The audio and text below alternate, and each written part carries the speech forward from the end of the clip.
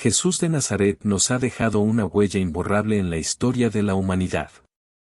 Su vida, enseñanzas y, sobre todo, sus milagros, han sido objeto de fascinación, controversia y devoción a lo largo de los siglos. Entre los numerosos milagros atribuidos a Jesús, algunos destacan por su magnitud y significado espiritual. En esta reflexión, exploraremos los milagros de la multiplicación de los panes y los peces, la resurrección de Lázaro, la calma de la tempestad, la curación del hombre ciego de nacimiento y la transformación del agua en vino, examinando su contexto, significado simbólico y su impacto duradero en la fe cristiana.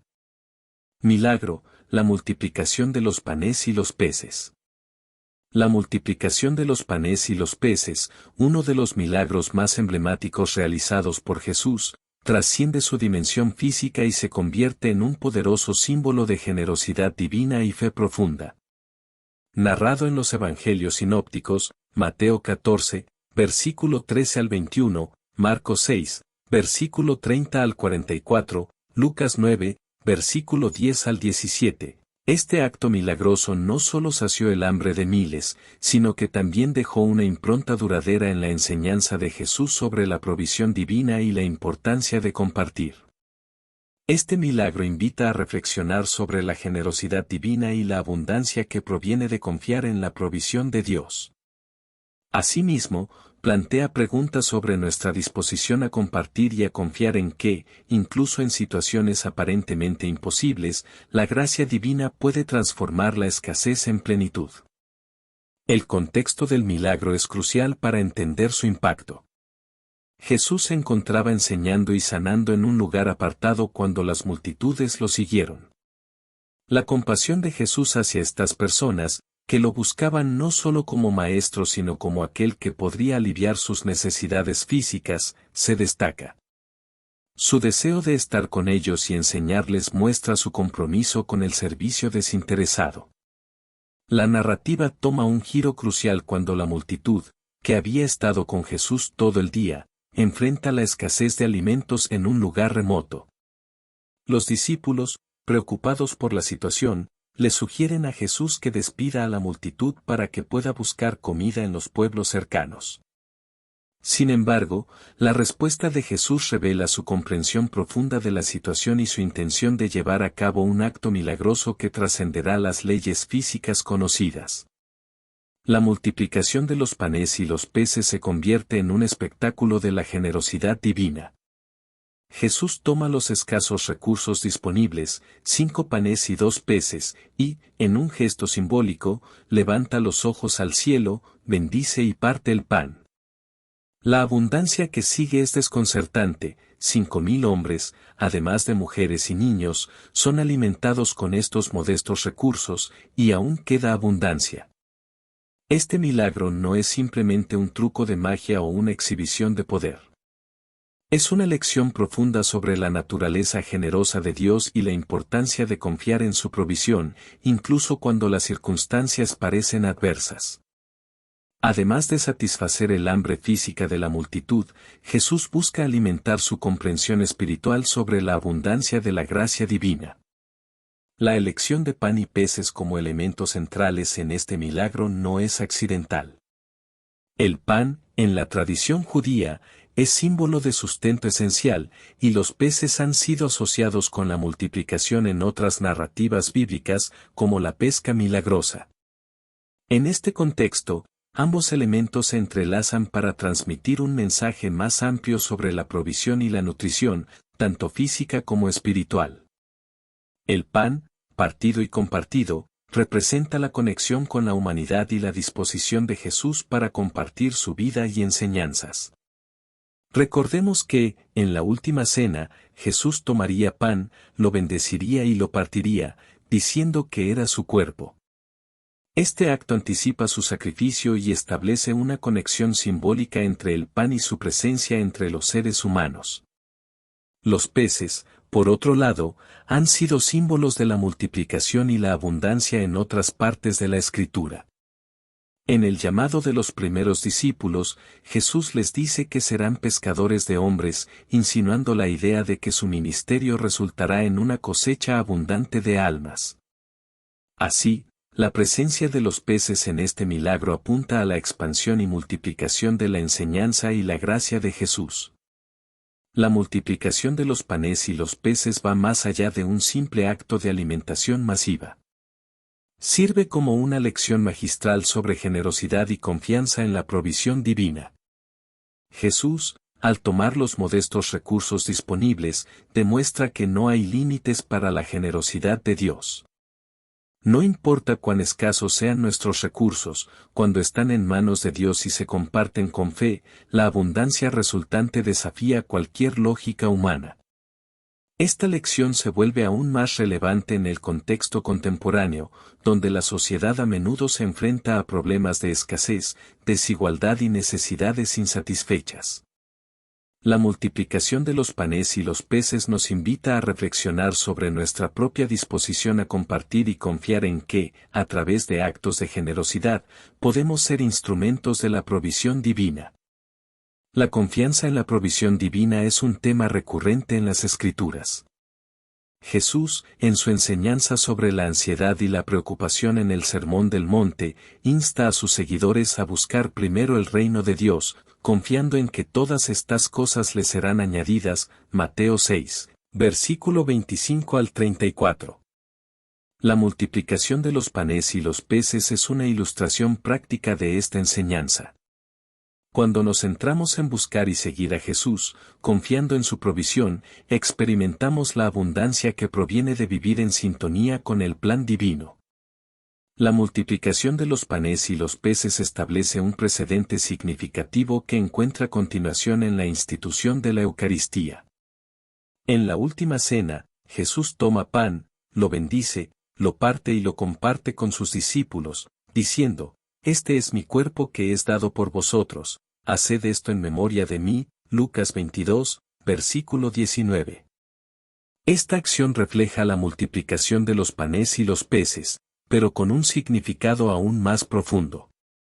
La Eucaristía se convierte en un recordatorio constante de la generosidad divina y la provisión de Jesús.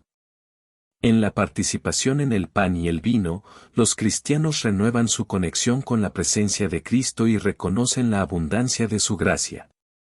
Es un acto simbólico de compartir en la mesa del Señor, recordando la multiplicación de los panes y los peces como un preludio de la entrega completa de Jesús en la cruz. La multiplicación de los panes y los peces no es simplemente una historia histórica, tiene aplicaciones prácticas y desafíos para la vida diaria.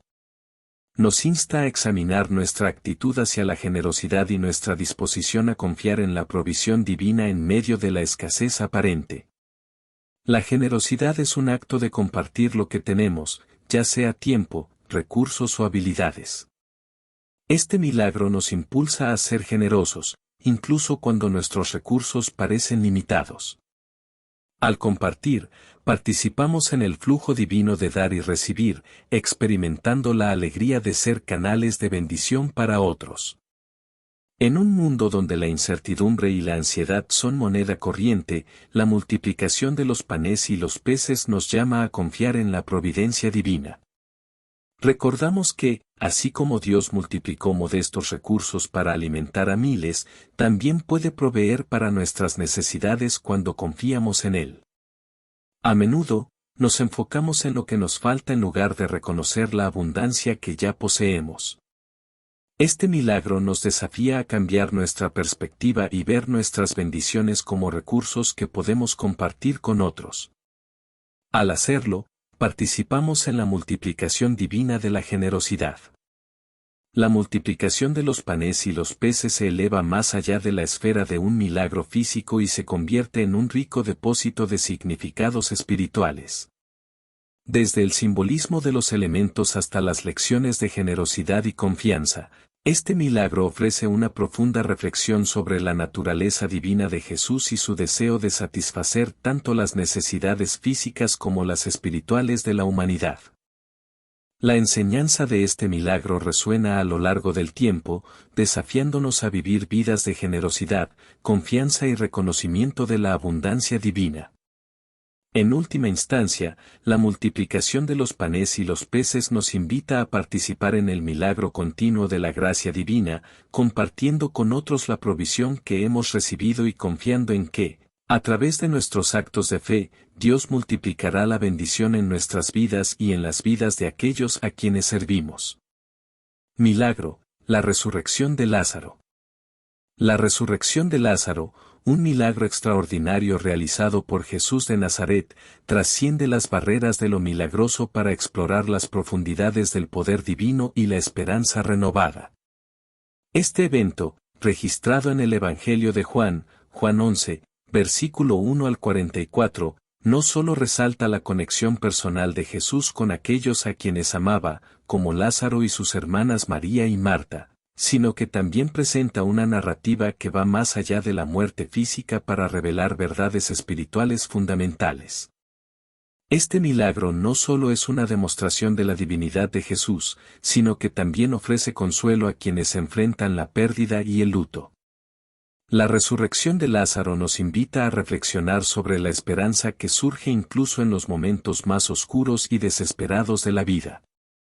Nos recuerda que, en la fe cristiana, la muerte no tiene la última palabra, sino que la vida eterna está al alcance de aquellos que creen.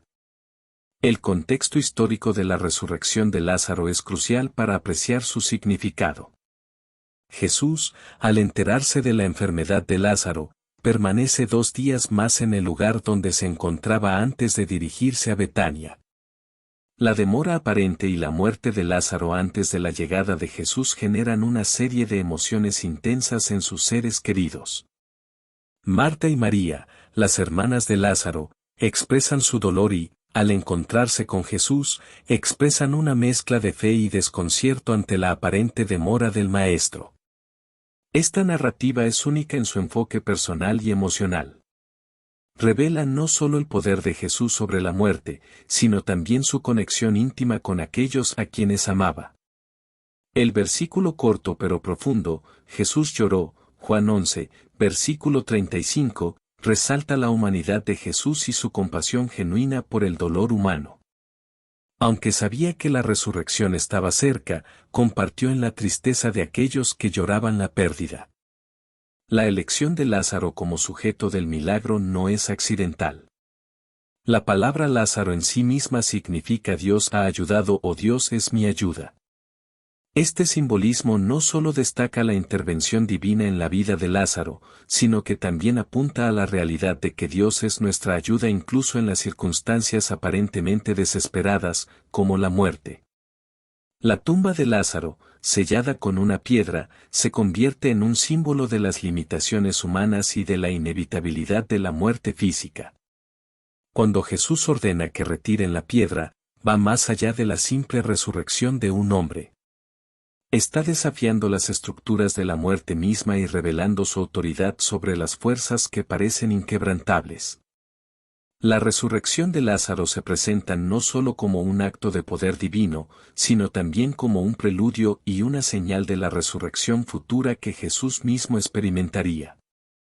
Esta conexión entre la resurrección de Lázaro y la futura resurrección de Jesús subraya la importancia de este evento en la narrativa más.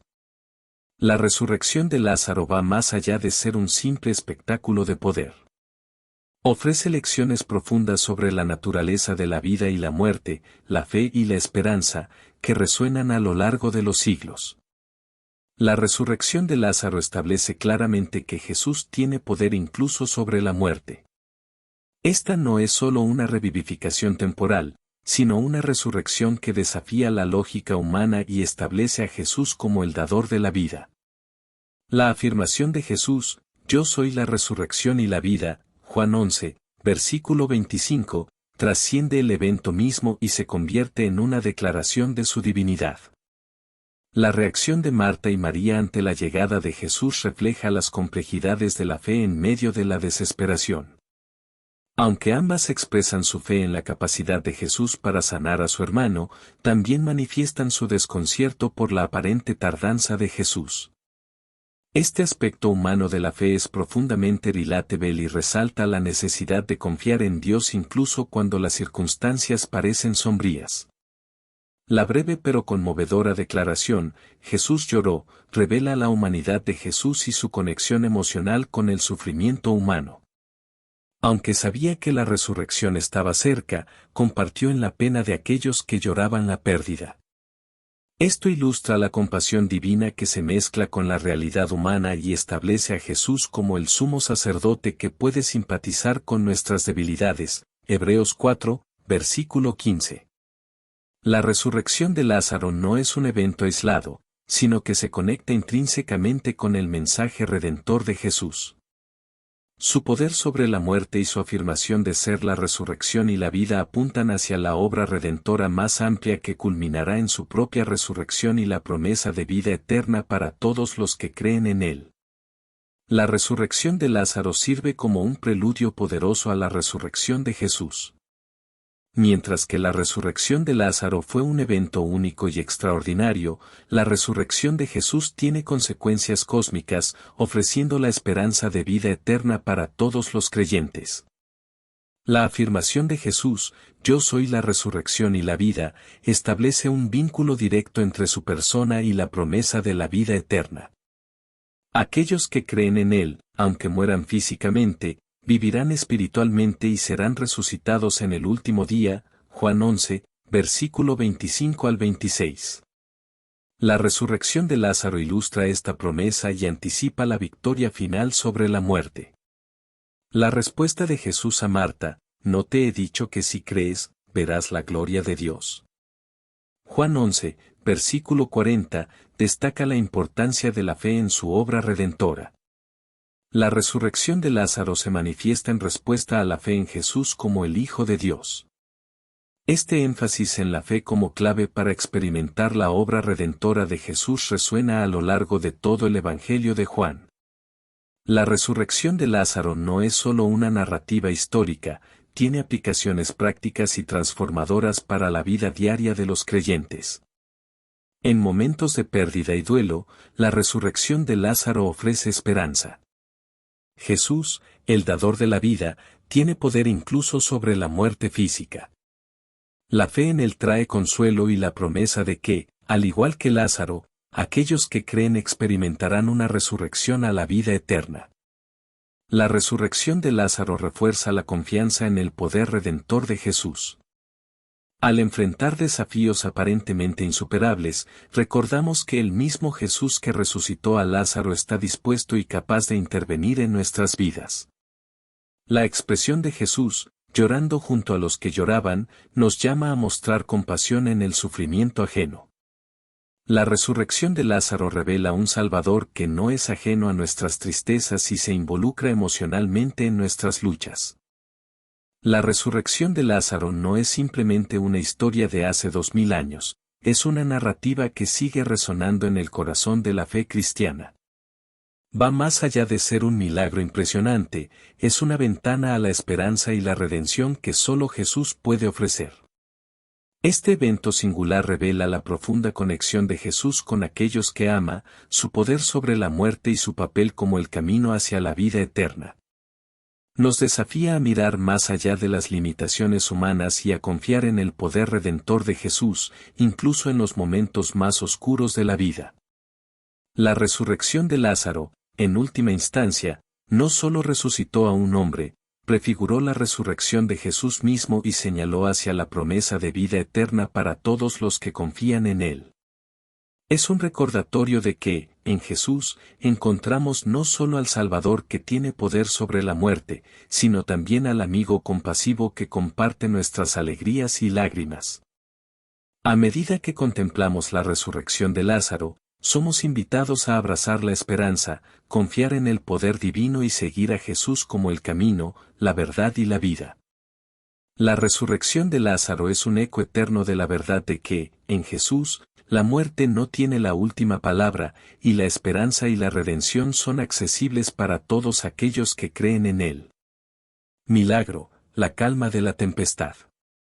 La narrativa de la calma de la tempestad, presente en los Evangelios sinópticos, Mateo 8, versículo 23 al 27, Marcos 4, versículo 35 al 41, Lucas 8, versículo 22 al 25, es mucho más que un relato de control sobre las fuerzas naturales. Este evento se convierte en una poderosa lección sobre la confianza en medio de las tormentas de la vida. Jesús, al ejercer autoridad sobre el viento y las olas agitadas, no solo revela su dominio sobre la naturaleza, sino que también invita a sus discípulos, y a todos nosotros, a confiar plenamente en su presencia incluso en los momentos más turbulentos. Este milagro no solo revela el control de Jesús sobre las fuerzas de la naturaleza, sino que también ofrece una poderosa metáfora de la paz que Él puede proporcionar en medio de las tormentas de la vida. Invita a la reflexión sobre la confianza y la fe en medio de las adversidades, recordándonos que, aunque enfrentemos desafíos abrumadores, la presencia de Jesús puede brindar calma y seguridad. El contexto histórico de esta narrativa es esencial para comprender su significado. Después de un día de enseñanza, Jesús propone a sus discípulos cruzar el lago de Genesaret. En medio de la travesía, una tormenta feroz se desata, poniendo a la pequeña barca en peligro. Mientras las olas amenazan con sumergir la embarcación, Jesús está dormido en la popa. La reacción de los discípulos es humana y comprensible, el miedo se apodera de ellos.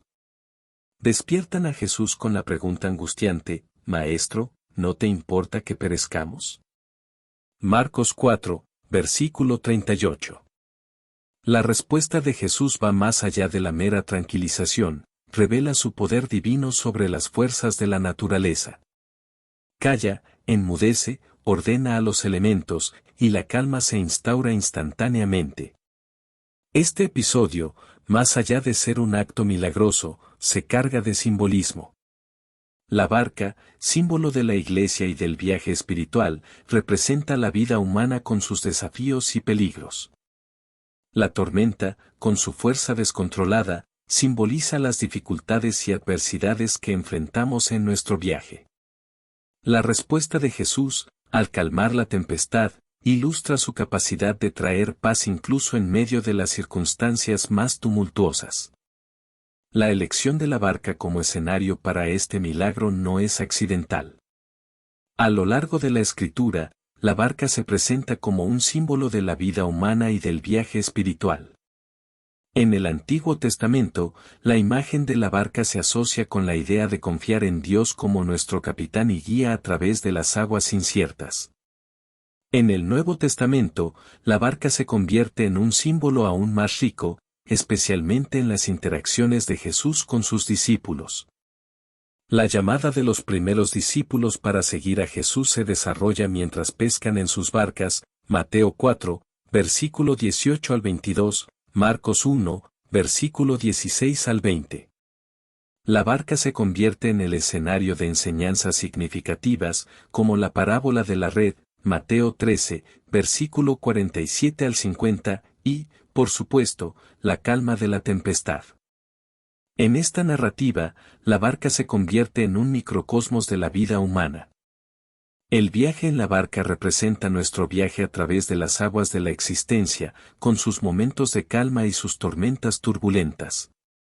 La elección de la barca como escenario para este milagro destaca la relevancia universal de la lección que Jesús desea impartir. La tormenta en el lago de Genesaret no es simplemente un incidente meteorológico, es una metáfora de las dificultades y desafíos que todos enfrentamos en la vida. Las olas que golpean la barca representan las pruebas que amenazan con inundarnos y sumergirnos en la desesperación. La tormenta es un recordatorio de que, a pesar de nuestros esfuerzos y habilidades, la vida está llena de incertidumbre y adversidad. Esta metáfora resuena en todos los tiempos. En la vida cotidiana, enfrentamos tormentas emocionales, financieras, de salud y relaciones. La inestabilidad y la imprevisibilidad de estas tormentas pueden generar miedo y ansiedad. La narrativa de la calma de la tempestad nos invita a reflexionar sobre cómo enfrentamos estas tormentas y a dónde dirigimos nuestra confianza en medio de la incertidumbre. La reacción inicial de los discípulos ante la tormenta refleja la inquietud humana típica cuando enfrentamos situaciones amenazadoras. Aunque algunos de ellos eran pescadores experimentados y conocían bien el comportamiento del mar, la intensidad de la tormenta superó su habilidad para controlar la situación. El miedo se apodera de ellos, y la pregunta a Jesús revela su ansiedad y desesperación: Maestro, ¿no te importa que perezcamos? Marcos 4, versículo 38. La pregunta de los discípulos resuena en la experiencia humana. En medio de nuestras tormentas personales, a menudo nos enfrentamos a la sensación de que Dios parece estar dormido o indiferente a nuestras luchas. La pregunta subyacente es más profunda: ¿Dios se preocupa por nuestras vidas y nuestras luchas diarias? La respuesta de Jesús es reveladora. No solo calma la tormenta, sino que también cuestiona la fe de los discípulos. ¿Por qué tenéis miedo? ¿Aún no tenéis fe? Marcos 4, versículo 40. Jesús va directo al corazón del asunto. Más allá de la tormenta externa, está abordando la tormenta interna de la falta de fe y la ansiedad desmedida. La calma de la tempestad no es simplemente un acto de poder sobre la naturaleza, es una revelación de la divinidad de Jesús. En el Antiguo Testamento, el control sobre las fuerzas naturales se atribuye a Dios, y Jesús, al ejercer esta autoridad, está proclamando su identidad como el Hijo de Dios. El Salmo 89, versículo 8 al 9 declara: Oh Jehová, Dios de los ejércitos, ¿quién como tú? Poderoso eres, Jehová, y tu fidelidad te rodea. Tú eres el que domina la soberbia del mar, cuando sus ondas se levantan, tú las sosiegas. Jesús, al ordenar que la tormenta se calme, está demostrando ser el mismo Dios que domina las olas del mar. Esta revelación no se pierde en los discípulos. Después de la calma de la tempestad, se preguntan asombrados: ¿quién es este, que aun el viento y el mar le obedecen?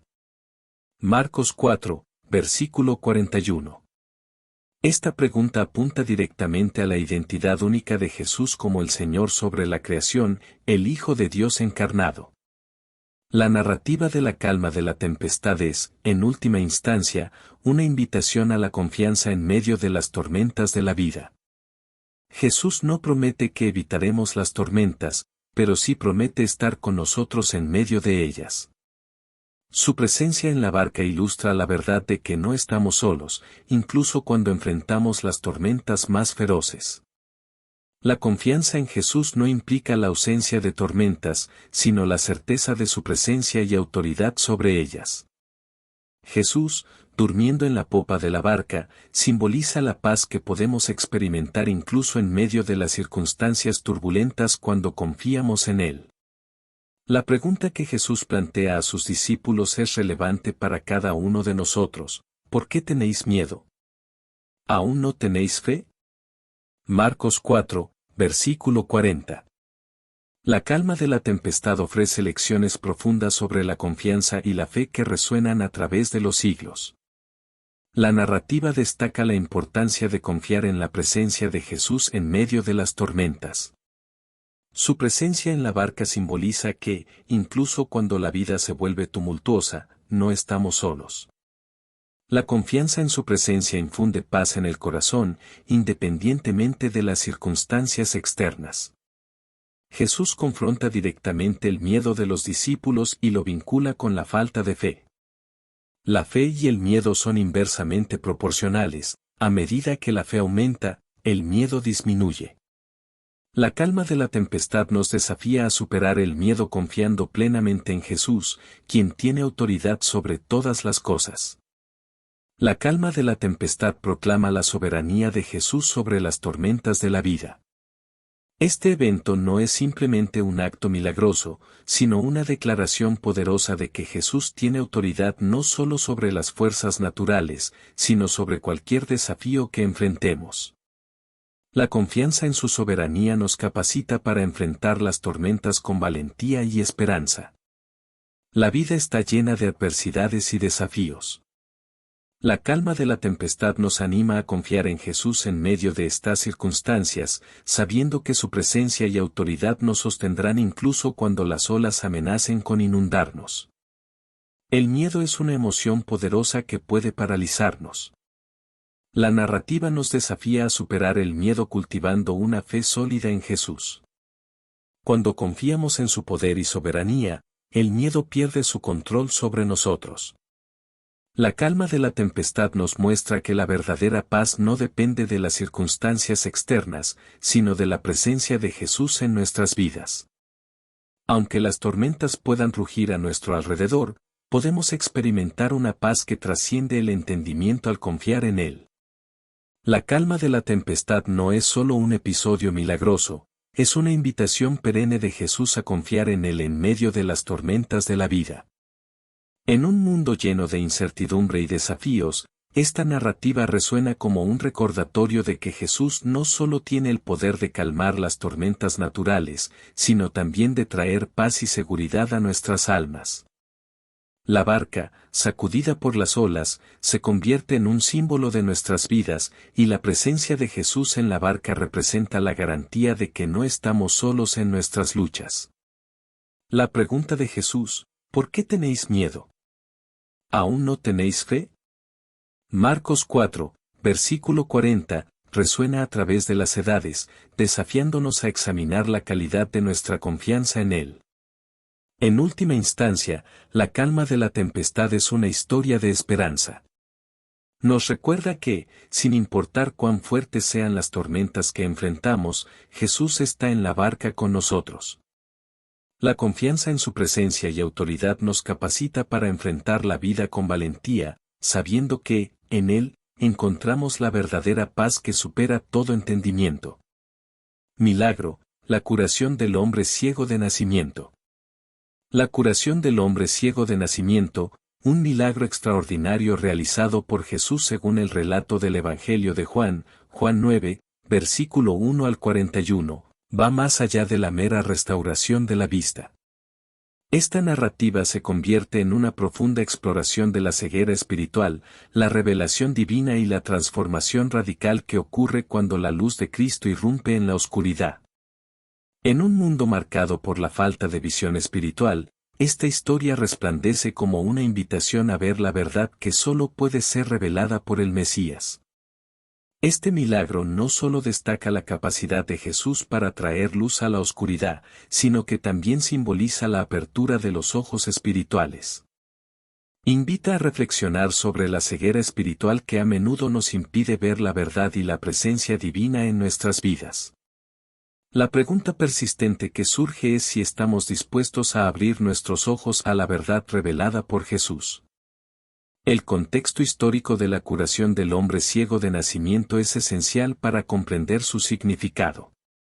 El relato comienza con los discípulos de Jesús planteándole la cuestión teológica de si el hombre ciego nació así debido a su propio pecado o al de sus padres. Jesús rechaza esta idea y declara que la ceguera del hombre es una oportunidad para que las obras de Dios se manifiesten en él. La narrativa es rica en simbolismo. La ceguera del hombre representa no solo su condición física, sino también la oscuridad espiritual que afecta a toda la humanidad. La imposibilidad de ver la luz del día simboliza la incapacidad del hombre para percibir la verdad divina. Jesús, al curar al ciego, no solo devuelve la vista física sino que también revela la luz espiritual que trasciende la oscuridad del pecado y la ignorancia. El hecho de que el hombre ciego haya nacido de esta manera agrega una capa adicional de significado a la narrativa. La ceguera de nacimiento sugiere que la condición espiritual oscura no es solo una elección o resultado de acciones específicas, sino una realidad inherente a la condición humana. Todos nacemos espiritualmente ciegos, incapaces de ver la verdad divina y la luz de Dios. Esta metáfora resuena a lo largo de las Escrituras. En el Antiguo Testamento, se utiliza la imagen de la ceguera para describir la ignorancia espiritual y la rebelión contra Dios. Isaías 42, versículo 7 anuncia el papel del Mesías como el que abre los ojos de los ciegos y libera a los cautivos de la oscuridad espiritual. La ceguera espiritual se presenta como una condición que solo puede ser revertida por la intervención divina. La curación del hombre ciego se desarrolla en varias etapas significativas que revelan capas más profundas de verdad espiritual. Jesús crea lodo con saliva y tierra, luego unge los ojos del ciego con esta mezcla. Este acto no es solo una cura física, lleva consigo simbolismo. El barro, en la tradición judía, está vinculado a la creación del hombre, Génesis 2, versículo 7. Jesús, al utilizar elementos terrenales, refleja su papel como el creador y el que puede traer nueva creación a la vida del ciego. Jesús envía al ciego al estanque de Siloé para que se lave. Este acto aparentemente simple tiene implicaciones significativas. El nombre Siloé significa enviado, y en este contexto, simboliza la misión de Jesús enviado por el Padre. El ciego, al obedecer la instrucción de Jesús, experimenta una acción de fe que conduce a su restauración completa. La narrativa no solo se centra en la acción de Jesús sino también en la reacción de la sociedad.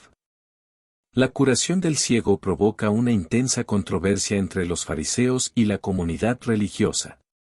El hombre ciego se convierte en testigo de lo divino, y su testimonio desencadena un interrogatorio meticuloso. Esta dinámica refleja el rechazo y la incredulidad que a menudo acompaña a la revelación divina. A medida que la historia avanza, el hombre ciego no solo experimenta la curación física, sino también la iluminación espiritual. Su confesión de fe es progresiva. Inicialmente, lo llama a Jesús un hombre llamado Jesús, Juan 9, versículo 11, luego lo reconoce como profeta, Juan 9, versículo 17. Y finalmente lo adora como el Hijo de Dios, Juan 9, versículo 38. Este proceso revela el crecimiento de su comprensión espiritual a medida que la luz de Cristo penetra en su vida. La ceguera espiritual es un tema que se desarrolla a lo largo de toda la narrativa. Más allá de la condición física del hombre ciego, la historia destaca la ceguera espiritual que afecta a los fariseos y a la comunidad religiosa. A pesar de presenciar un milagro extraordinario, la incredulidad y el rechazo persisten entre aquellos que se consideran a sí mismos los guardianes de la verdad religiosa. Este tema resuena en las palabras de Jesús en Juan 9, versículo 39, donde declara, «Para juicio he venido yo a este mundo, para que los que no ven, vean, y los que ven, sean cegados». La ceguera espiritual no es simplemente una condición pasiva, es también una elección de cerrar los ojos a la verdad divina. La luz de Cristo, que revela la realidad espiritual, puede ser tanto una fuente de vida como un motivo de rechazo. La luz es un símbolo recurrente en la Biblia, representando la verdad divina, la revelación y la presencia de Dios. La curación del hombre ciego se convierte en un testimonio vivo de la conexión entre la luz de Cristo y la revelación divina. En Juan 9:5, Jesús declara, «Mientras estoy en el mundo, yo soy la luz del mundo». Esta afirmación va más allá de una metáfora, es una declaración de su divinidad y su papel como revelador de la verdad. La luz de Cristo ilumina las tinieblas espirituales y revela la realidad de la redención y la comunión con Dios. La ceguera espiritual impide la percepción del conocimiento de Dios. La luz de Cristo, al penetrar en la oscuridad espiritual, revela no solo la realidad de la creación, sino también la oportunidad de conocer y experimentar a Dios de una manera transformadora. La ceguera espiritual se disipa a medida que la luz de la verdad divina irrumpe en la vida del hombre ciego. La narrativa presenta un fuerte contraste entre la luz que trae Jesús y la oscuridad espiritual que persiste en aquellos que rechazan su revelación. La luz no solo revela la realidad espiritual, también desencadena una polarización entre aquellos que abrazan la verdad y aquellos que permanecen en la oscuridad de la incredulidad. La interacción del hombre ciego con la comunidad religiosa, especialmente los fariseos, destaca la resistencia a la revelación divina incluso en aquellos que se supone que son expertos en las Escrituras. La curación del hombre ciego lleva a un interrogatorio intenso por parte de los fariseos. Su testimonio de cómo fue curado y su confesión de que Jesús es un profeta desatan la desconfianza y la incredulidad. En lugar de celebrar la obra divina, los fariseos cuestionan la validez del milagro y buscan desacreditar al hombre ciego. La ironía de la historia radica en que, mientras el hombre ciego experimenta una transformación espiritual, los fariseos permanecen espiritualmente ciegos. Su reacción revela la paradoja de la ceguera espiritual entre aquellos que deberían tener mayor claridad. La familiaridad con las Escrituras no garantiza la percepción de la verdad revelada por la luz de Cristo. La resistencia de los fariseos culmina en la expulsión del hombre ciego de la sinagoga. Este acto simboliza el rechazo institucional de aquellos que se aferran a su ceguera espiritual. Sin embargo, esta expulsión lleva al encuentro del hombre ciego con Jesús, quien se revela a sí mismo como el Hijo de Dios. La expulsión de la comunidad religiosa se convierte en una puerta abierta hacia la verdadera comunión con Dios. El hombre ciego, a medida que experimenta la progresión espiritual desde ver a Jesús como un hombre hasta adorarlo como el Hijo de Dios, representa un testimonio vibrante de la transformación que ocurre cuando la luz de Cristo ilumina la vida de una persona. A lo largo de la narrativa, el hombre ciego pasa de ver a Jesús como un hombre llamado Jesús, Juan 9, versículo 11, a reconocerlo como un profeta, Juan 9, versículo 17, y, finalmente, adorarlo como el Hijo de Dios, Juan 9, versículo 38. Esta progresión refleja la profundización de su comprensión y fe en Jesús a medida que la luz espiritual lo guía. La culminación de la historia es la adoración del hombre ciego a Jesús como el Hijo de Dios. Su encuentro con Jesús no solo le devuelve la vista física sino que también ilumina su corazón espiritual. La adoración es la respuesta natural a la revelación de la divinidad de Jesús y la transformación que ha experimentado. La adoración del hombre ciego destaca el contraste impactante con la ceguera espiritual persistente de los fariseos y otros que se resisten a la revelación divina. Mientras algunos permanecen en la oscuridad de la incredulidad, el hombre ciego se postra ante Jesús reconociendo su divinidad.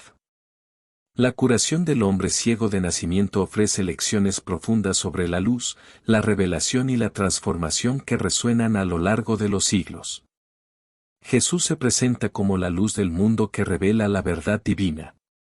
La ceguera espiritual, simbolizada por la condición del hombre ciego, solo puede ser superada por la luz de Cristo.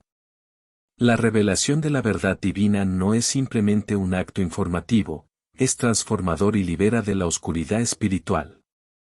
La narrativa ilustra la resistencia humana a la revelación divina, especialmente entre aquellos que se consideran eruditos religiosos. La familiaridad con las Escrituras no garantiza la apertura a la verdad revelada por la luz de Cristo. La ceguera espiritual persiste cuando el corazón se cierra a la posibilidad de que Dios actúe de maneras inesperadas. La curación del hombre ciego no solo implica la restauración de la vista física, sino una transformación integral. Su progresión en la confesión y adoración de Jesús revela la naturaleza transformadora de la fe en la luz de Cristo. La fe no solo es un asentimiento intelectual, es un viaje que lleva a una comprensión más profunda y una entrega total a la divinidad de Jesús. La curación del hombre ciego no es solo una historia antigua, tiene aplicaciones prácticas y transformadoras para la vida diaria. En un mundo lleno de ceguera espiritual, la narrativa nos desafía a buscar la luz de Cristo en medio de la oscuridad. La luz de Cristo revela la verdad divina y ofrece dirección en medio de la confusión espiritual. Buscar activamente la presencia de Jesús en nuestra vida diaria es clave para superar la ceguera espiritual. La ceguera espiritual no es exclusiva de ciertos individuos, afecta a toda la humanidad. La narrativa nos invita a reflexionar sobre nuestras propias áreas de ceguera espiritual y reconocer la necesidad de la intervención divina. Solo al reconocer nuestra ceguera podemos abrirnos a la luz de Cristo que trae revelación y transformación. La progresión del hombre ciego en su comprensión y fe en Jesús sirve como modelo. La fe no es estática, es un viaje dinámico que implica una creciente comprensión de la verdad divina. La narrativa nos anima a avanzar en nuestra comprensión espiritual a medida que experimentamos la luz de Cristo en nuestras vidas. La culminación de la historia es la adoración del hombre ciego a Jesús como el Hijo de Dios. La aplicación práctica para nosotros es responder a la revelación divina con adoración genuina. La adoración no solo es un acto ritual, sino la respuesta natural a la luz de Cristo que transforma nuestras vidas. La curación del hombre ciego de nacimiento es más que un milagro físico, es una narrativa de luz, revelación divina y transformación espiritual. Jesús, como la luz del mundo, irrumpe en la oscuridad de la ceguera espiritual, revelando la verdad divina y ofreciendo la posibilidad de una vida transformada. La resistencia a la revelación divina, evidente en la reacción de los fariseos, sirve como advertencia para todos nosotros. La ceguera espiritual persiste cuando cerramos nuestros corazones a la posibilidad de que Dios actúe de maneras inesperadas. La narrativa nos invita a examinar nuestras propias áreas de ceguera espiritual y a buscar activamente la luz de Cristo. La progresión de la fe y comprensión del hombre ciego nos desafía a no estancarnos en una fe superficial, sino a embarcarnos en un viaje dinámico hacia una comprensión más profunda de la verdad divina. La adoración del hombre ciego nos recuerda que la respuesta natural a la revelación divina es postrarnos ante la majestuosidad de Jesús como el Hijo de Dios. En última instancia, la curación del hombre ciego es una invitación perenne a ver más allá de la superficie de las circunstancias, a reconocer la presencia divina en medio de la oscuridad y a permitir que la luz de Cristo transforme nuestras vidas. En un mundo lleno de ceguera espiritual, esta narrativa resuena como un llamado a abrir los ojos del corazón y recibir la revelación divina que solo la luz de Cristo puede traer. Milagro. La transformación del agua en vino. La narrativa de la transformación del agua en vino, presente en el Evangelio de Juan, Juan 2, versículo 1 al 11, va más allá de ser un milagro culinario. Este relato inaugural de los milagros de Jesús no solo revela su poder sobre la creación, sino que también presenta una lección profunda sobre la abundancia divina y la significación de los actos aparentemente cotidianos. En este acto milagroso en las bodas de Caná, encontramos una invitación a considerar la riqueza espiritual que Jesús ofrece y a reconocer la trascendencia de sus acciones en la vida diaria. Este milagro invita a reflexionar sobre la naturaleza abundante y generosa de Dios. ¿Estamos dispuestos a confiar en que Dios puede transformar nuestras vidas y situaciones cotidianas en algo extraordinario? La transformación del agua en vino nos recuerda que, en la fe cristiana, la vida no se trata solo de sobrevivir, sino de experimentar la plenitud y la abundancia que provienen de la gracia divina. El relato comienza con Jesús y sus discípulos siendo invitados a una boda en Caná de Galilea. Durante la celebración, se agota el vino, lo que representaba no solo una incomodidad social sino también una falta de provisión. María, la madre de Jesús, informa a su hijo de la situación, y Jesús responde de una manera que va más allá de simplemente resolver el problema inmediato. Ordena llenar 6 tinajas de piedra con agua, y esta agua se transforma en un vino de calidad superior. El vino, en este contexto, lleva consigo significados simbólicos profundos. En la tradición bíblica, el vino es símbolo de alegría, bendición y abundancia. También está asociado con la celebración y el banquete, especialmente en los contextos festivos como las bodas.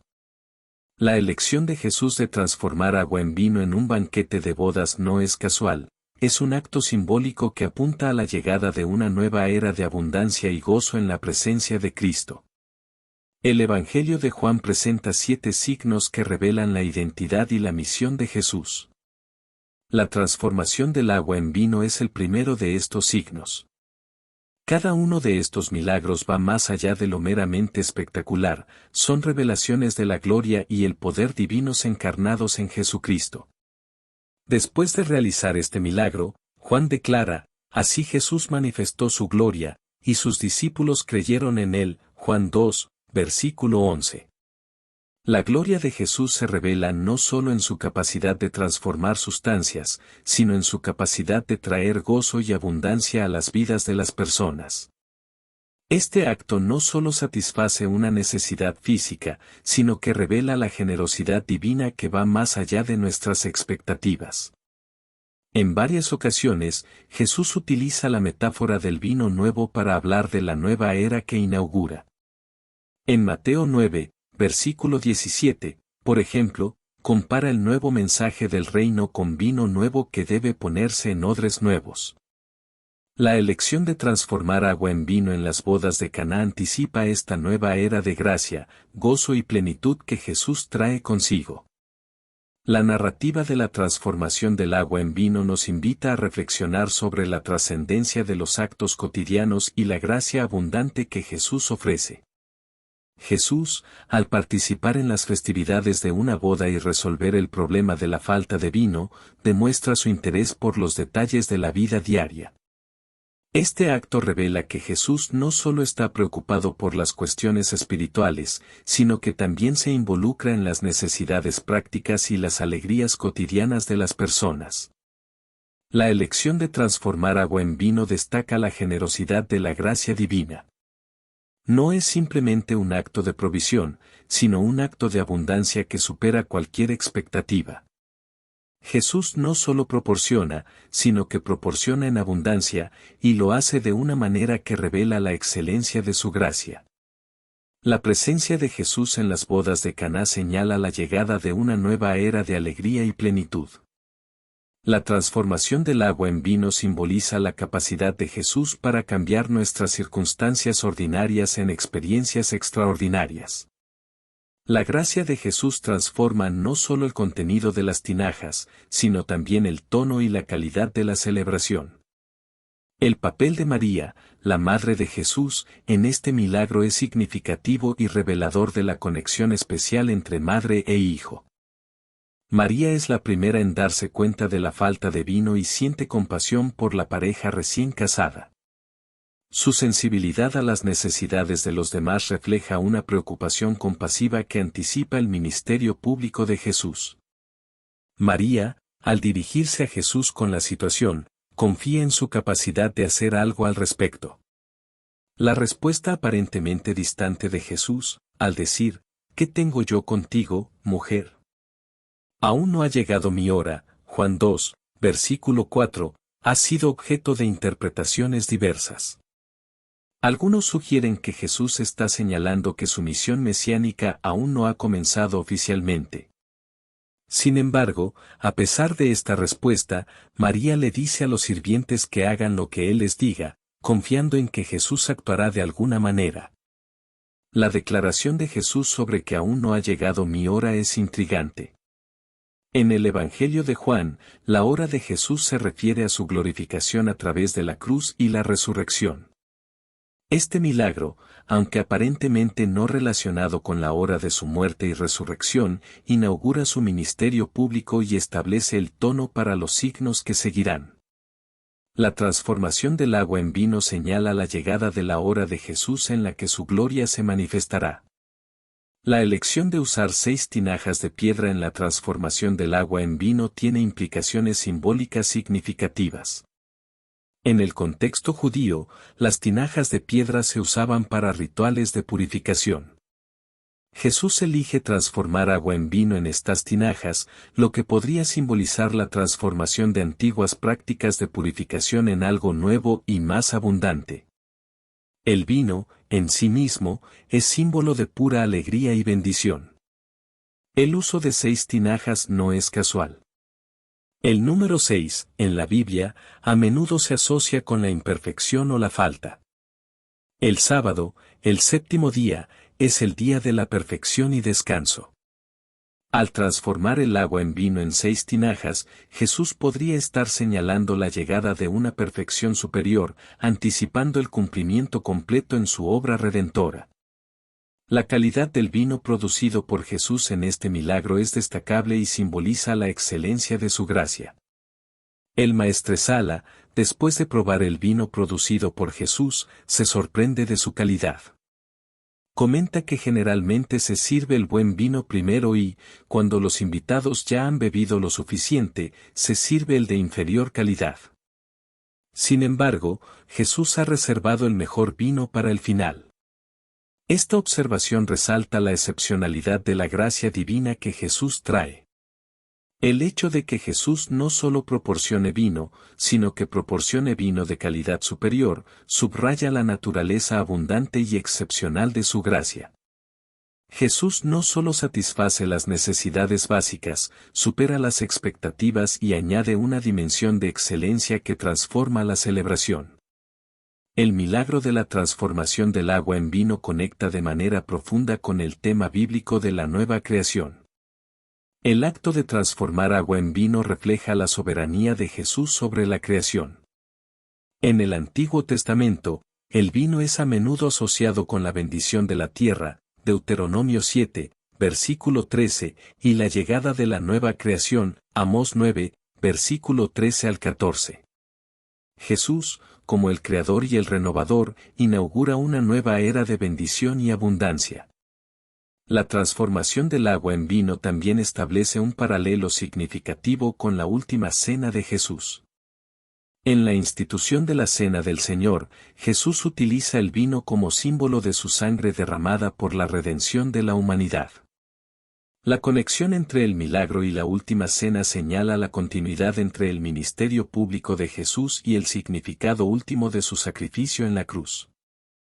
La transformación del agua en vino no es solo un milagro asombroso, es una lección profunda sobre la abundancia de la gracia divina y el significado trascendente de los actos cotidianos. La naturaleza de la gracia de Jesús, representada por el vino de calidad superior, destaca su abundancia y excelencia. Jesús no solo resuelve necesidades inmediatas, sino que lo hace de una manera que revela la generosidad y la magnificencia de su gracia. Este milagro es una proclamación anticipada de la abundancia que se encuentra en su obra redentora. El milagro en las bodas de Caná resalta la trascendencia de los actos cotidianos cuando Jesús está presente. Lo que podría haber sido simplemente una respuesta a una necesidad inmediata se convierte en una manifestación de la gloria de Jesús. Esto nos invita a considerar que, en la presencia de Jesús, los actos cotidianos pueden adquirir un significado trascendente y convertirse en vehículos de su gracia. La elección de transformar agua en vino en una celebración de bodas no es aleatoria. Simboliza la llegada de una nueva era de gracia inaugurada por Jesús. La gracia que Jesús trae no es simplemente una mejora de lo existente, sino una nueva creación que transforma la vida y la realidad. La transformación del agua en vino no solo es una historia antigua, tiene aplicaciones prácticas y transformadoras para la vida diaria y la comunidad cristiana. En un mundo donde la gente a menudo busca satisfacer necesidades básicas pero aún experimenta insatisfacción, la narrativa de la transformación del agua en vino nos desafía a buscar la abundancia de la gracia de Jesús. La satisfacción completa y la verdadera alegría se encuentran en su gracia excepcional. En nuestras rutinas diarias, la narrativa nos anima a reconocer la trascendencia de los actos cotidianos cuando Jesús está presente. Cada día se convierte en una oportunidad para experimentar su gracia en nuestra vida y para ser agentes de esa gracia en la vida de los demás. La transformación del agua en vino destaca la naturaleza comunitaria de la gracia. La celebración de bodas, un evento comunitario, se convierte en el escenario para la revelación de la gracia de Jesús. En la comunidad cristiana, estamos llamados a celebrar juntos la nueva era de gracia que Jesús ha inaugurado, reconociendo que su gracia transformadora no solo es individual sino también colectiva. Como seguidores de Jesús, somos llamados a imitar la excelencia de su gracia en nuestro servicio a los demás. No solo debemos satisfacer las necesidades básicas, sino hacerlo con un espíritu de generosidad y excelencia que refleje la magnitud de la gracia de Jesús. La transformación del agua en vino en las bodas de Caná no es solo un milagro sorprendente, es una declaración profunda sobre la abundancia de la gracia de Jesús y la capacidad transformadora de sus actos cotidianos. Este milagro inaugural señala la llegada de una nueva era de gracia, alegría y plenitud inaugurada por la presencia de Jesús. Cada gota de vino en esas tinajas de piedra es un recordatorio de que la gracia de Jesús transforma lo ordinario en extraordinario. La trascendencia de este milagro nos invita a reconocer que, en la presencia de Jesús, nuestros actos cotidianos pueden adquirir una significación más profunda y convertirse en vehículos de su gracia. En última instancia, la transformación del agua en vino en las bodas de Caná resuena como un llamado a celebrar la gracia abundante de Jesús, a buscar la trascendencia en lo ordinario y a vivir en la nueva era de alegría y plenitud que Él ha inaugurado. En un mundo sediento de significado y saturado de necesidades, la narrativa nos recuerda que en Jesús encontramos la fuente de la verdadera satisfacción y la fuente de la gracia que transforma nuestras vidas de ordinarias a extraordinarias.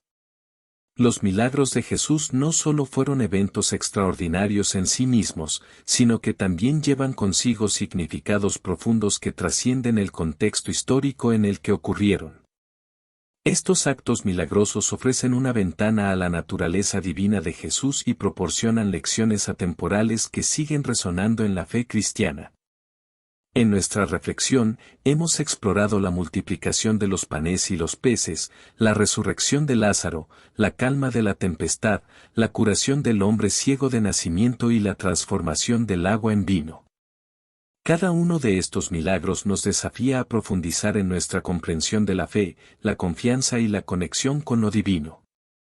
A medida que contemplamos estos milagros, nos enfrentamos a preguntas esenciales: ¿cómo respondemos a la abundancia y generosidad de Dios en nuestras vidas?